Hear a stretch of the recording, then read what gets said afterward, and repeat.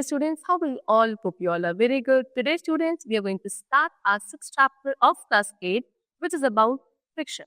So today, students, we have to discuss a particular type of force which is known as friction force. Okay. So as we have studied in the previous chapter also कि friction force क्या है, एक तरीके का force है जो क्या करता है, किसी भी ऑब्जेक्ट को, मूविंग ऑब्जेक्ट को क्या करता है, उसके मोशन को अपोज करता है. ठीक है. So now we have to discuss this concept only in a detailed manner. Let's begin our chapter. See, if we roll a ball on the floor, it will slow down after a while and finally stops on its own. Similarly, if the cyclist stops pedaling the bicycle gradually comes to a halt. These observations suggest that an invisible force might be acting between a surface and physical contact. This force causes the object to slow down and stop moving. It always acts in the direction opposite to the direction of motion of the object. This force that opposes the relative motion between the surfaces of two objects in contact and acts along the surface in contact is called the friction force or friction. Friction force comes into play only when two surfaces are in physical contact and is therefore a contact force. तो जब आप किसी object को, किसी ball को floor पे role करते हो तो धीरे धीरे उसकी स्पीड स्लो डाउन होकर वो क्या हो जाती है, स्टॉप हो जाती है. ऐसे जब कोई एक बाईसाइकिल जो राइडर है ना, या जो साइकिलिस्ट है वो क्या करता है, साइकिल को पेडल कर रहा है, लेकिन वो क्या कर देता है, अगर कभी साइकिल को पेडल करना जैसे रोक देगा तो धीरे धीरे क्या होगी, वो साइकिल स्लो डाउन होकर इवेंचुअली हॉल्ट पोजीशन पे आ जाएगी, यानी कि स्टॉप हो जाएगी. तो यहाँ पे आप क्या ऑब्जर्व कर रहे हो, यहाँ पे एक इनविजिबल फोर्स एक्ट हो रहा है किनके बीच में, वो दो सरफेसेस के बीच में जो आपस में फिजिकल कॉन्टैक्ट है. ठीक है.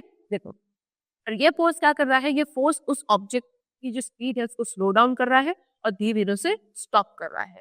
ये हमेशा ये फोर्स क्या करता है, ऑब्जेक्ट के जो मोशन है, ऑब्जेक्ट जिस डायरेक्शन में मूव कर रहा होगा उसका जो मोशन की डायरेक्शन होगी उसको जस्ट ऑपोजिट डायरेक्शन में ये फोर्स हमेशा अप्लाई किया जाता है या ये फोर्स अप्लाई होता है.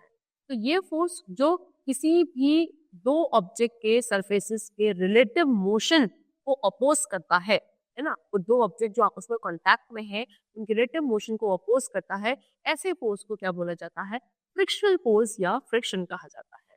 तो फ्रिक्शनल फोर्स हमेशा तभी होगा जब दो सरफेसेस क्या होंगे, आपस में फिजिकल कांटेक्ट में होंगे, और इसीलिए इसको हम कांटेक्ट फोर्स भी बोलते हैं. ठीक है. Now what causes friction. अब फ्रिक्शन होता कैसे है, किस वजह से फ्रिक्शन होता है. सो आपने देखा कि अभी मैंने आपको बताया फ्रिक्शन का एक कांटेक्ट फोर्स है, यानी कि जब एक सरफेस क्या करेगा, दूसरे सरफेस के साथ मूव करेगा या उसके ऊपर, उसके ओवर मूव करेगा उसके सरफेस पर, तभी फ्रिक्शन फोर्स आपने प्रोड्यूस होता है. ठीक है. एग्जाम्पल है, observe the surface of a table with the powerful magnifying lens. ठीक है. यानी कि एक टेबल है, टेबल के सरफेस पे क्या रखा है, एक पावरफुल मैग्नीफाइंग लेंस रखा हुआ है. तो आप क्या नोटिस करोगे कि इट इज रफ, वो सरफेस क्या रफ है और उसमें क्या है, बहुत सारे छोटे छोटे इरेगुलरिटीज है, ग्रूव्स या रिजेस की फॉर्म पे. फिर आप ये देख सकते हो कि वो ग्रूव्स और रिजेस क्या है, मोर क्लियर है इस पे, उस रफ सरफेस पे, है ना, as that of sand paper. यानी कि सैंड पेपर पे आप देखोगे तो उससे ज्यादा आपको उस रफ सरफेस पे क्या देखेंगे, ग्रूव्स और रिजेस देखेंगे. तो जब एक सरफेस क्या करता है, दूसरे सरफेस के ऊपर मूव करता है, ये जो ग्रूव्स है, ये जो रिजेस है, वो क्या होती है, आपस में एक दूसरे को क्या कर लेती है, कॉट कर लेती है, यानी कि ऐसे कैच कर लेती है, और वो क्या करती है, मोशन को स्लो डाउन करते लेती है. इसी वजह से फ्रिक्शनल फोर्स अकर होता है. दैट मींस व्हाट, कि जितना ज्यादा स्मूथ सरफेस होगा उतना ज्यादा क्या होगा, फ्रिक्शन कम हो जाएगा, और जितना ज्यादा रफ या हार्ड सरफेस होगा उतना ज्यादा फ्रिक्शन फोर्स ज्यादा अप्लाई होगा, है ना. तो see if this is true we will need to measure the force of friction. We can easily do this by using a spring balance. ठीक है. अब आप इस चीज को क्या वेरीफाई कर सकते हो, bye using a spring balance. ठीक है. देखो, स्प्रिंग बैलेंस क्या है, कैसी डिवाइस है जिसके थ्रू आप फोर्स मेजर करते हो. ठीक है. ये किस चीज का प्रिंसिपल यूज करता है, देखो, जितना ज्यादा फोर्स होगा उतना ज्यादा उसका एक्सटेंशन होता है. ठीक है.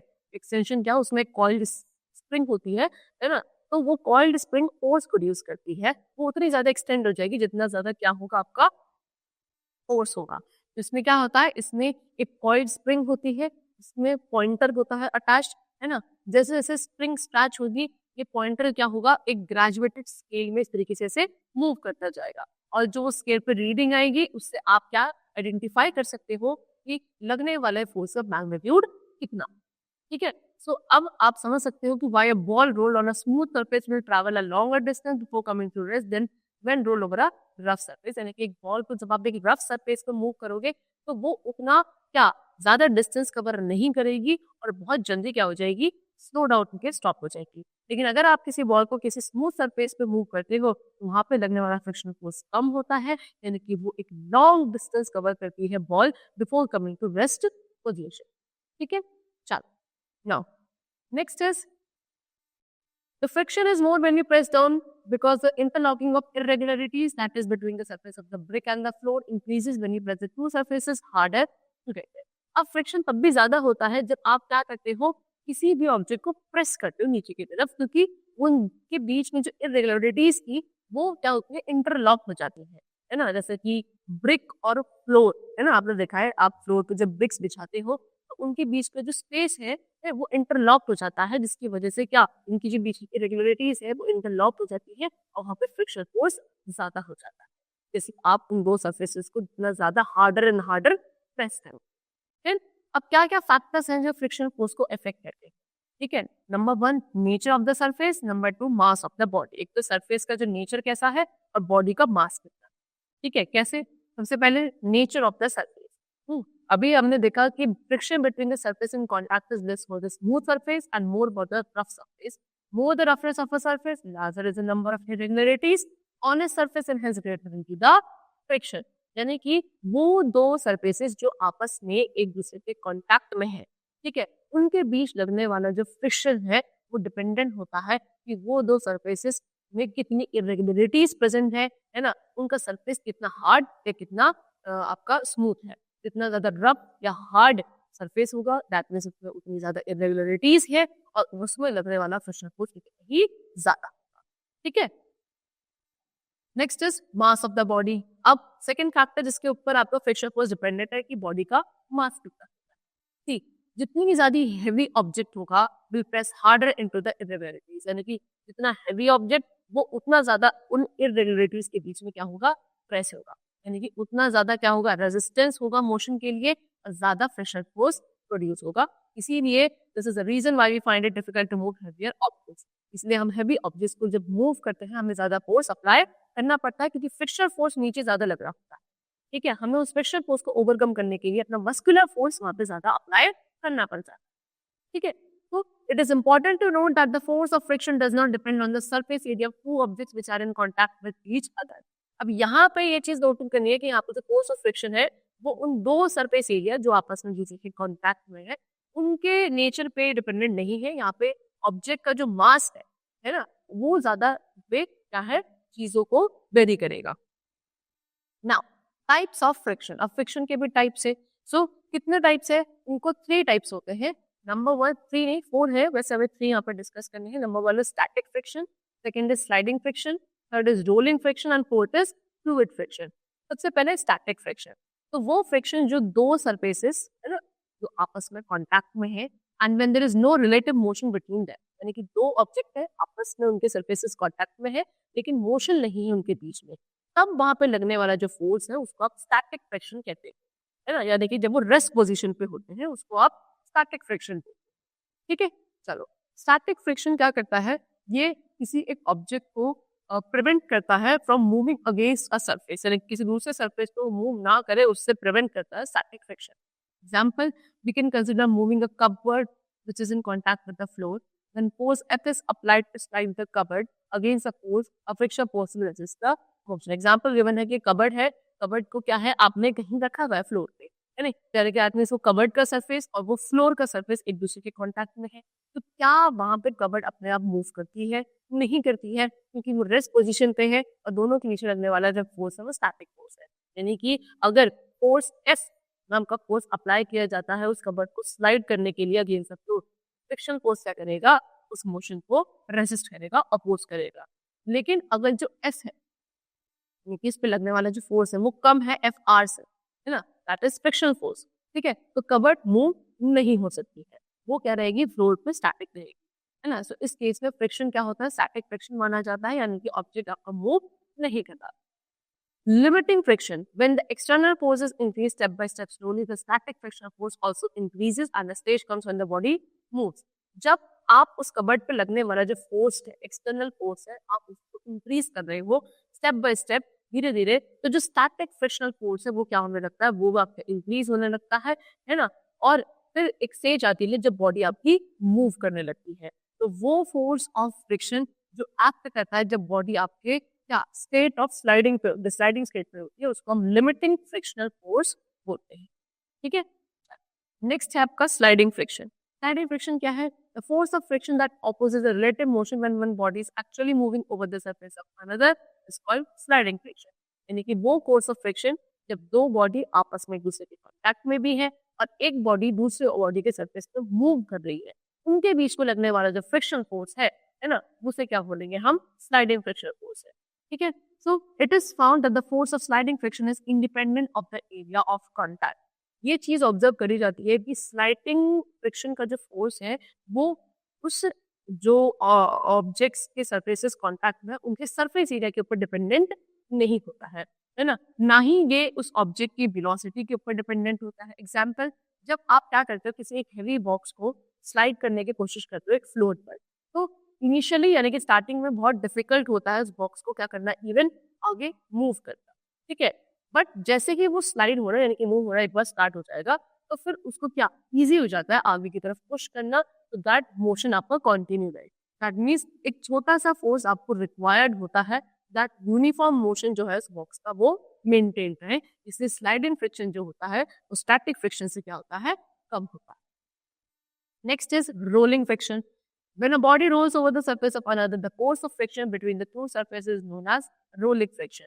यानी कि अब एक बॉडी जब दूसरे बॉडी के सरफेस पे ऐसे रोल करती है ना, तो उनके बीच में लगने वाला जो फोर्स ऑफ फ्रिक्शन है वो कैसा होता है, रोलिंग फ्रिक्शन होता है। यानी कि जब एक हेवी ऑब्जेक्ट जिसको आप मूव करना चाहते हो, है ना, उसको आप रोलर्स या व्हील्स के ऊपर रखते हो, तो अब आपको फोर्स कम लगाना पड़ता है उसको मूव करने के लिए या फिर उसको मोशन में रखने के लिए।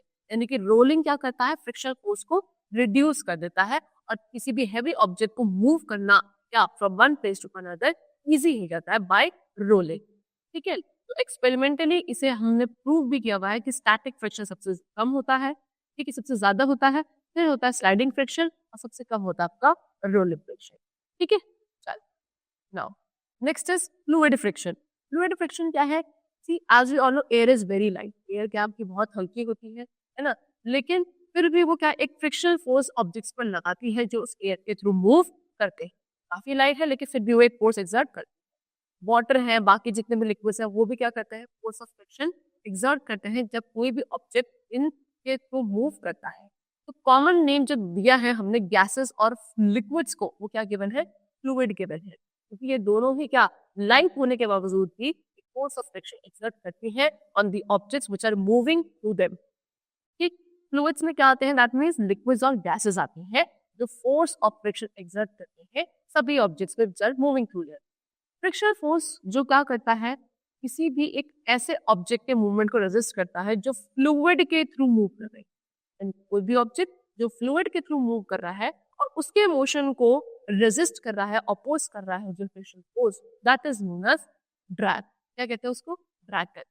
अब ड्रैग डिपेंडेंट होता है ऑब्जेक्ट की शेप पे, ठीक है, ऑब्जेक्ट की स्पीड के ऊपर और उस फ्लूइड के नेचर के ऊपर।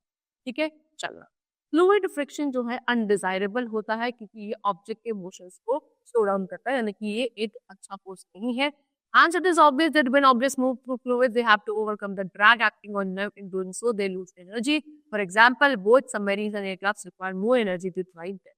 तो ये ऑब्वियस ही बात है, यानी कि कोई भी ऑब्जेक्ट जब किसी फ्लूइड के थ्रू मूव करते हैं तो उन्हें इस ड्रैग को ओवरकम करना पड़ता है, तब जाके वो फ्लूइड में क्या कर पाते हैं, मूव कर पाते हैं। एग्जाम्पल, जितनी भी शिप्स हैं, सबमरीन्स हैं, एयरक्राफ्ट हैं, इनको एनर्जी ज्यादा लगानी पड़ती है क्योंकि पहले इन्हें इस ड्रैग को ओवरकम करना पड़ता है जिसकी वजह से इनकी एनर्जी लूज हो जाती है।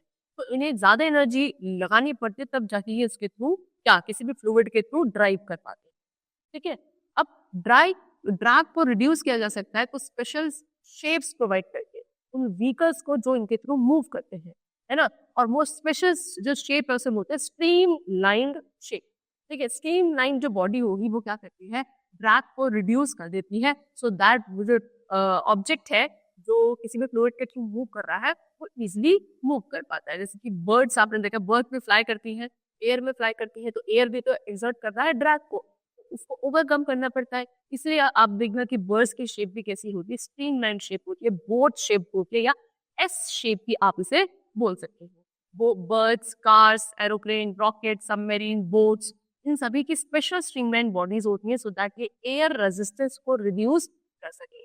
शिप्स, बोट, सबमरीन, ये क्या होती है, स्ट्रीमलाइन शेप, मतलब क्या, ये बीच में से तो काफी ब्रॉड होती है और अपनी एजेस से कैसी होती है, काफी नैरो होती है, narrow in front and at the back, so that we easily क्या कर सके, वाटर में स्मूथली मूव कर सके। ठीक है, चलो now friction is a necessary evil. ठीक है, फ्रिक्शन एक जरूरी इविल है। सी, बहुत सारे ऐसे इंस्टेंसेस हमारे डेली लाइफ में जहाँ पे फ्रिक्शन जरूरी है। Example, without friction we can not hold object in our hand. अगर फ्रिक्शन नहीं होता तो कोई भी ऑब्जेक्ट को हम अपने हाथों में भी होल्ड नहीं कर पाते, ना हम वॉक कर पाते, है ना हम किसी मैस्टिक को लाइट अप कर पाते समटाइम्स। लेकिन फ्रिक्शन नॉट डिजायरेबल, यानी कि कभी कभी फ्रिक्शन डिजायरेबल नहीं होता। एग्जाम्पल, वो फ्रिक्शन जो मशीनरी पार्ट्स के बीच में लगता है वो क्या करता है, वेयर एंड टियर कॉज करता है, वहां पे वो डिजायरेबल नहीं है। सो क्योंकि फ्रिक्शन क्या है, एक एडवांटेजियस चीज है ना, तो इसको हम फ्रेंड कंसिडर कर सकते हैं। लेकिन क्योंकि इसके अपने खुद के कुछ डिसएडवांटेजेस भी होते हैं, तो यहाँ पे ये भी होता है। तो सर्कमस्टांसेस के ऊपर डिपेंड करता है कि friction can be a help और अ हिंड्रेंस। ठीक है, इसीलिए एक ये क्या है, नेसेसरी की है, यानी कि इसके अपने कुछ फायदे भी हैं फ्रिक्शन फोर्स के और कुछ अपने क्या है, नुकसान भी है। ठीक है, अब वो डिपेंड करेगा क्या कंडीशन है, क्या सर्कमस्टांस है, उसके अकॉर्डिंग इसको हम या तो फ्रेंड कहते हैं या इविल कहते हैं, लेकिन ये एक नेसेसिटी इविल फिर भी है। ठीक है, now what are the advantages of friction, क्या क्या एडवांटेजेस है फ्रिक्शन के। सी, फ्रिक्शन जो है क्या हमारे शूज के सोल और ग्राउंड के बीच में लगता है, जिसकी वजह से आप इजिली मूव कर पाते हो विदाउट स्लिपिंग, स्लिप नहीं होते हो। ठीक है, it is a friction between brake pad and rim that prevents the wheel from moving ahead, due to which the running bicycle slows down and finally stop। ठीक है, ये फ्रिक्शन फोर्स ही होता है आपके ब्रेक पैड और rim के बीच में, जिससे कोई भी एक व्हील क्या नहीं करती है, आगे मूव नहीं करती है। ठीक है, रनिंग बाईसाइकिल होती है, धीरे धीरे स्लो डाउन होके स्टॉप हो जाती है due to the frictional force. Friction की वजह से आप पेपर पे कोई भी चीज लिख पाते हो, है ना। फ्रिक्शन ही होता है जो किसके बीच में, आपकी पेंसिल की टिप और उस पेपर के बीच में एक्ट करता है। रब होने से क्या होता है, आप लिख पाते हो। ब्लैक ग्रेफाइट जो पार्टिकल्स होता है पेंसिल के अंदर, ठीक है, पेंसिल की स्टिक जो होती है उसमें ग्रेफाइट के पार्टिकल्स होते हैं ब्लैक कलर के, वो क्या होता है, पेपर पे स्टिक हो जाते हैं और वहां पे ब्लैक मार्क छोड़ देते हैं। वो किसकी वजह से, फ्रिक्शन फोर्स की वजह से। फ्रिक्शन फोर्स ही होता है आपके वॉल सरफेस और नेल के बीच में, जिससे कोई भी चीज को आप वॉल पे टाइटली क्या नेल के थ्रू हैंग कर सकते हो। फ्रिक्शन फेस के थ्रू आप मैस्टिक लाइट कर पाते हो, यानी कि जब आप क्या करते हो, मैस्टिक को किसी रफ सरफेस पे क्या ऐसे रब करते हो, तो जो फ्रिक्शन फोर्स होता है मैस्टिक की स्टिक और उस रफ सरफेस के बीच में क्या प्रोड्यूस करता है, हीट प्रोड्यूस करता है, और उसी हीट से क्या होती है, मैस्टिक फायर कैच करती है एंड इट लाइट अप्स। ठीक है, चलो now what are the disadvantages of friction. Friction के क्या है, कुछ डिसएडवांटेजेस भी है। क्या क्या, देखो, फ्रिक्शन अभी मैंने आपको बताया एनर्जी वेस्टेज भी करता है। ठीक है, क्यों, क्योंकि जब आपको किसी हैवी ऑब्जेक्ट को मूव करना होता है, आपने देखा होगा बहुत सारी एनर्जी आपको लगानी पड़ती है उस फ्रिक्शनल फोर्स को ओवरकम करने के लिए। नेक्स्ट क्या है, फ्रिक्शन से क्या होते हैं, वियर एंड टियर कॉज होता है मशीन्स में। यूजुअली आपने देखा है, क्योंकि वहां पे जब दो पार्ट्स एक दूसरे के अगेंस्ट रब करते हैं, फ्रिक्शन फोर्स प्रोड्यूस होता है, जिससे वियर एंड टियर काफी होता है मशीन पार्ट्स का। एग्जाम्पल गिवन है, जो हमारे शूज की सोल्स है ना, हमारे टायर्स जो होते हैं व्हीकल्स के, उनका सरफेस है, मूविंग पार्ट्स मशीन के, इन सब में क्या होता है, टाइम के साथ फ्रिक्शन फोर्स की वजह से वियर आउट होने लगता है। ठीक, फिर उसके बाद क्या है, फ्रिक्शन क्या करता है, व्हीकल्स के जो ब्रेक पैड होते हैं उनको भी धीरे धीरे क्या करने लगता है, खराब करने लगता है, जिसकी वजह से जो ब्रेक पैड है साइकिल्स के, उनको आपको कुछ समय बाद क्या करवाना पड़ता है, रिप्लेस करवाना पड़ता है। नेक्स्ट है, फ्रिक्शन क्या करता है, हीट एनर्जी जनरेट करता है ना। तो जो मूविंग पार्ट्स होते हैं मशीन के, वो क्या करते हैं, बहुत ज्यादा हीट एनर्जी प्रोड्यूस करते हैं, जो कहीं ना कहीं हमारे सराउंडिंग्स में लॉस्ट हो जाती है। और ये जो अनवांटेड हीट है वो क्या करती है, हमारी मशीन्स की एफिशिएंसी को डैमेज कर देती है, रिड्यूस कर देती है। इसीलिए हमें क्या अरेंजमेंट्स करने पड़ते हैं, तो दैट ये जो फास्ट मूविंग मशीन्स है ये कूल डाउन रहे और डैमेज आसानी से ना हो। कार में भी कूलिंग सिस्टम होता है सो दैट इंजन क्या रहे, आपका कूल रहे। ठीक है, और नेक्स्ट है मेथड्स ऑफ इंक्रीजिंग फ्रिक्शन। अब फ्रिक्शन फोर्स को इंक्रीज करने के क्या क्या मेथड्स है।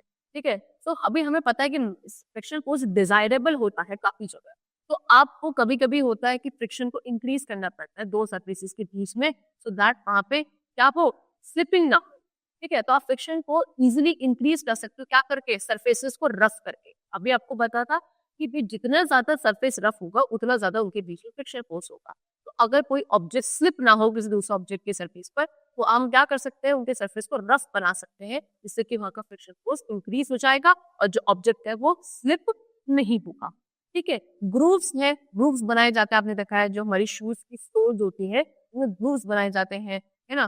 थ्रेड्स बनाए जाते हैं टायर के व्हीकल्स पे, स्पाइकर्स बनाए जाते हैं शूज जो होता है प्लेयर्स के जो शूज होते हैं उनमें। क्यों, फ्रिक्शन को इंक्रीज करने के लिए, so as to provide a better grip on the ground, so that ground पे क्या हो, एक better grip आ जाए। जिमनास्ट होते हैं वो भी क्या करते हैं, कुछ कोर्स सब्सटेंस अपने हैंड पर अप्लाई करते हैं सो दैट एक फ्रिक्शन ज्यादा हो और बेटर उनकी ग्रिप बन सके। सैंड, ग्रेवल, ये सब क्या स्लिपरी ग्राउंड जो होते हैं उन पे थ्रो किए जाते हैं, कब, रेनी सीजन में, सो दैट वहां का फ्रिक्शन फोर्स ज्यादा रहे और इजी टू वॉक हो on the ground without slipping. ये तो था फ्रिक्शन फोर्स को इंक्रीज करने के तरीके, लेकिन फ्रिक्शन फोर्स को मिनिमाइज भी किया जा सकता है, यानी कि हम उसे कम भी कर सकते हैं। क्योंकि क्या है, फ्रिक्शन किसकी वजह से होता है, सरफेस की रफनेस की वजह से होता है। सो कोई भी ऐसा प्रोसेस जो कॉन्टैक्ट जो मतलब जो दो सरफेसेस कॉन्टैक्ट में है उनको अगर आप क्या कर देते हो, स्मूथ कर देते हो, तो वहां पे फ्रिक्शन फोर्स अपने आप ही कम होने लगता है। एग्जाम्पल बाय पॉलिशिंग, पॉलिशिंग के थ्रू आप क्या कर सकते हो, एक रफ सरफेस को पॉलिश करोगे तो वो स्मूथ हो जाएगा, स्मूथ होने से वहां का फ्रिक्शन फोर्स कम हो जाएगा। Next is lubrication. ल्यूब्रिकेशन क्या है कि फ्रिक्शन को हम कम कर सकते हैं ल्यूब्रिकेट करके। कैसे, by using oil, grease, graphite, ये सारी चीजें यूज करके आप किसी भी सरफेस को ल्यूब्रिकेट कर देते हो, वहां का फ्रिक्शन फोर्स कम हो जाता है। जो स्लाइडिंग सरफेस होते हैं उनके ऊपर क्या एक ल्यूब्रिकेंट की लेयर आ जाती है और जो वो ग्रूव्स है, रिजेस है, वो कवर हो जाते हैं, है ना। The friction is then between the surfaces and the lubricate layer which is much less. जो फ्रिक्शन है वो सरफेसेस और ल्यूब्रिकेंट के बीच लेयर का कम हो जाता है। ग्रेफाइट है उसको भी एज ए ल्यूब्रिकेंट यूज किया जाता है मशीन्स के अंदर, है ना, जहाँ पे जो मूविंग पार्ट्स होते हैं उनका काफी हाई टेम्परेचर हो जाता है। कैरम खेलते हैं, कैरम पे भी आपने देखा होगा कि आप थोड़ा सा टेल्टम पाउडर जो है वो कैरम बोर्ड पर डालते हो वहां के फ्रिक्शन को क्या करने के लिए, रिड्यूस करने के, सो दैट आप इजिली जो आपकी वो कीज होती है वो स्लाइड डाउन कर सकते। नेक्स्ट है streamlining to reduce fluid friction, है ना। चीजों की जो शेप है उनको स्ट्रीमलाइन करके सो दैट वहां पे क्या हो सके, जो फ्लूइड फ्रिक्शन है उसको रिड्यूस किया जा सकता है। फ्लूइड्स में क्या क्या आते हैं आपके, वाटर एंड एयर। ठीक है, आपको पता है ये भी क्या फ्रिक्शन एक्सर्ट करते हैं ऑब्जेक्ट्स के ऊपर जो उनके थ्रू मूव करते हैं। तो ये जो फ्रिक्शनल फोर्स जो फ्लूइड्स एक्सर्ट करते हैं इसको हम ड्रैग बोलते हैं, अभी हमने पढ़ा था। और ये जो ड्रैग है किसके ऊपर, फ्लूइड के नेचर के ऊपर, ऑब्जेक्ट की शेप के ऊपर और वो ऑब्जेक्ट की स्पीड के ऊपर जो आपके फ्लूइड के कांटेक्ट में है, इन सब के ऊपर ड्रैग डिपेंडेंट होता है। तो फ्रिक्शन जो है काफी कम हो जाता है एक स्ट्रीमलाइन शेप के। स्ट्रीमलाइन शेप क्या होती है, जो फ्रंट में, है ना, फ्रंट में और सबसे पीछे जो है कैसी होती है, या तो राउंडेड होती है ना, और जो बैक में कैसी होती है, एरो शेप होती है। आगे से ऐसे राउंडेड होगी, पीछे से ऐसे बैक में एरो शेप में होंगे, इसे स्ट्रीमलाइन शेप कहते हैं, है ना। और ये नेचर किसको, बर्ड्स को मिला हुआ है। फिशेस की स्ट्रीमलाइन बॉडीज होती हैं, एरोप्लेन, मिसाइल्स, रॉकेट, कार, इन सभी की स्ट्रीमलाइन बॉडी होती है सो दैट इनका एयर के साथ जो फ्रिक्शन है वो कम हो सके, और उसको क्या बोलते हैं, एयर रेजिस्टेंस बोलते हैं। शिप्स की भी स्ट्रीमलाइन शेप होती है सो दैट इनका वाटर के साथ क्या हो, फ्रिक्शन फोर्स कम हो जाए। नेक्स्ट है by using wheels and ball bearing rolling friction. ठीक है, व्हील्स को यूज करके या जो बॉल बेयरिंग रोलिंग फ्रिक्शन होता है उनको यूज करके भी फ्रिक्शन मिनिमाइज किया जा सकता है। कैसे, जब भी कोई एक now when a spherical or cylindrical object rolls on a surface, the resistance it encounters is called rolling friction. The resistance that an object encounters when slides over a surface is called sliding friction. तो जब भी कोई एक spherical shape का object या कोई cylindrical shape का object किसी सरफेस पर रोल करता है तो जो रेजिस्टेंस उनके बीच में लगता है that is known as rolling friction. Okay, चलो फिर वो जो रेजिस्टेंस है जो एक ऑब्जेक्ट को क्या करता है किसी दूसरे ऑब्जेक्ट के ऊपर स्लाइड होने से एनकाउंटर करता है होता है उसको आप बोलते हैं स्लाइडिंग फ्रिक्शन। यानी कि किसी एक ऑब्जेक्ट को क्या और किसी दूसरे ऑब्जेक्ट के ऊपर रोल करना या स्लाइड करना इजी होता है, लेकिन जहाँ रोलिंग फ्रिक्शन काम करेगा वहां पे आपका क्या हो जाता है, स्लाइडिंग नहीं हो पाती है। ठीक है, तो इसीलिए जो व्हीकल्स होते हैं उनको क्या किया जाता है, उनके जो व्हील्स होते हैं वो किस शेप के होते हैं, स्फेरिकल शेप के होता है, क्योंकि सो दैट उनके बीच में रोलिंग फ्रिक्शन जनरेट हो सके। ठीक है, चलो, तो you might have also seen luggage equipped with wheels. देखा है आपने, बड़े बड़े लगेजेस होते हैं उनमें भी क्या होता है, व्हीकल्स सॉरी व्हील्स होते हैं, so that they can easily be moved.